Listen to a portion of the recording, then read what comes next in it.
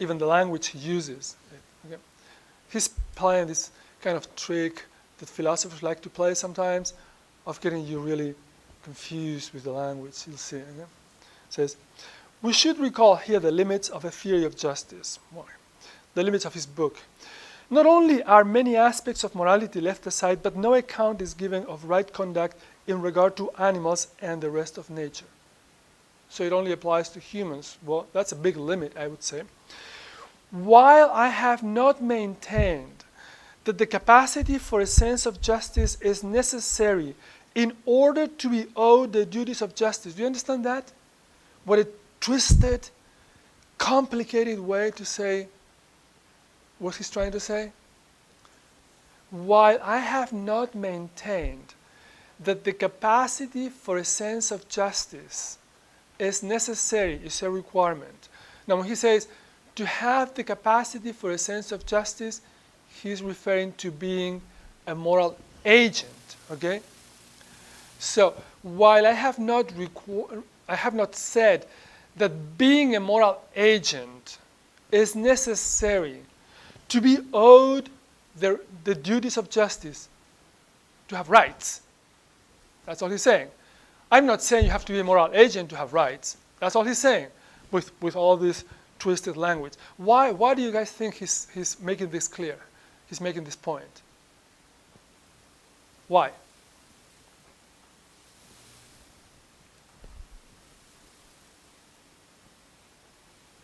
Why do you think he's making this point? Why do you think he feels he has to clarify that you don't have to be a moral agent in order to be owed the duties of justice?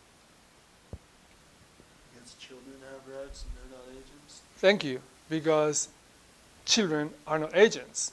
So he's a philosopher, he's smart. He says, well, if I say you have to be a moral agent to have rights, then people are going to say to me, well, what about children? Don't have rights or what?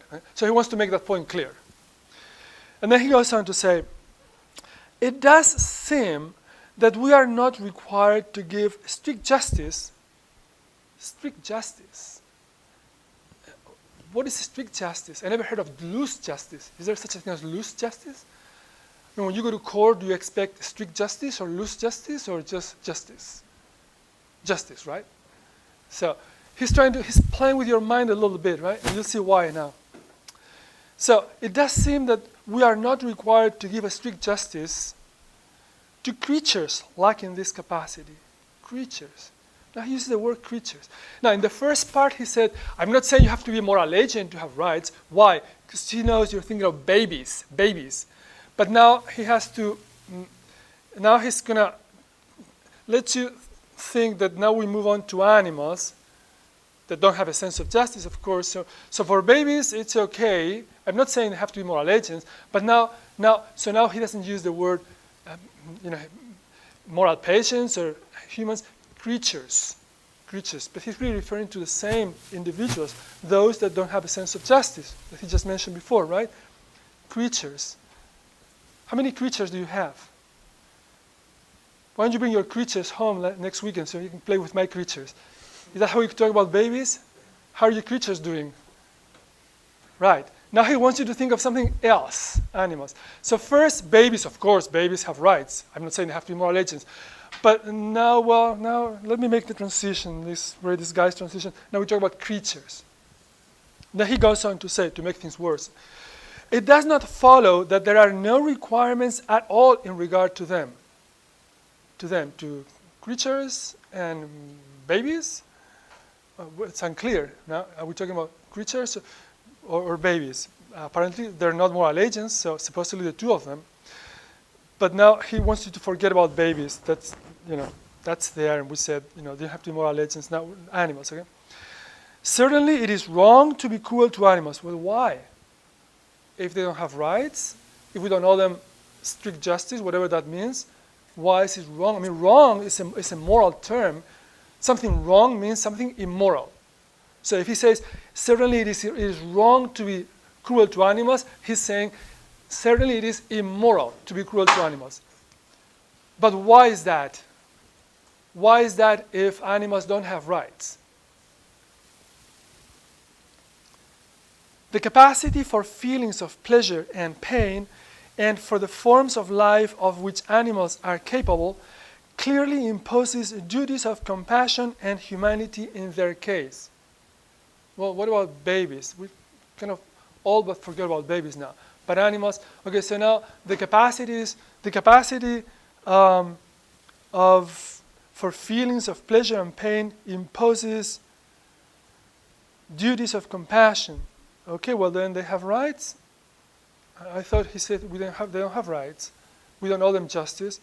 Now it turns out that the fact that they have feelings imposes duties on us, which means they have rights. He seems to be contradicting himself. Well, this is how he ends. I shall not attempt to explain these considered beliefs. Well, thank you very much. It helps a lot. And it does not seem possible to extend the contract doctrine so as to include animals in a natural way. So, no, you don't have to be a moral agent to have rights. But hey, I mean, if you're not, then we don't really owe you justice, which means you don't have rights. But since you can have feelings of pleasure and pain, yeah, we do owe you some obligations. Hey, don't ask me why, I don't know, it's just the way I feel. What, great philosophy, right? Okay, and now we should take a little break, and we'll come back in a few minutes. Yeah, welcome back after the break. Now we're going to deal with the direct duty views of animal rights. But before we get there, I'd like to address the issue of language. Remember, for Descartes, that was the essential difference between humans and animals. Humans have language, which is creative, and animals don't. And that's a sign, actually, that's what shows that we have an immortal soul. Well, we don't need to talk about the immortal soul because that is a religious belief, and we can't use that as an argument today in the debate over animal rights. But we can certainly talk about language, whether we consider that an essential difference between humans and animals. That's another issue we will be debating. But do animals have rights? Let me pose this question to you. I know there is this popular idea that animals do have rights. Descartes says, no, they don't, and he basically focuses on the creative aspect of language. Well, modern science really supports Descartes' position concerning language, human language. What we call animal language, we call it language by analogy. And animals produce certain sounds and communicate certain basic instinctive needs to each other, but their communication system differs essentially from human language. To begin with, human language has grammatical words, tenses. We can express ideas in the future tense, the past tense, in a conditional or hypothetical tense. We have prepositions. Animal language is not linked by any of those grammatical connectors, which are so important in human language. Human language is arbitrary.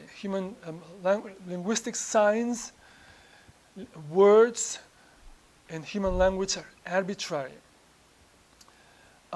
Animals do have arbitrary signs too. When I say signs, it means S-I-G-N, okay? Like signals, signs. Animals do use arbitrary signs sometimes. For example, you may have there is a bee dance that means let's attack, or let's follow the queen, or let's go back to this place or something. But for an animal species to develop one of those arbitrary signs, it may take literally millions of years. We humans create new arbitrary signs all the time. You know what I call this? It's a floop. I just created an arbitrary sign. This, or I can invent a new symbol and call it anything I want. It takes me a split of a second. Human language is full of arbitrary signs. Why do we call this a chair or a desk or a table? Well, they call different things in different languages. In Chinese, Spanish, German, French, they have different words for those. It's completely arbitrary, capricious. Animals don't have that. Okay? So the difference between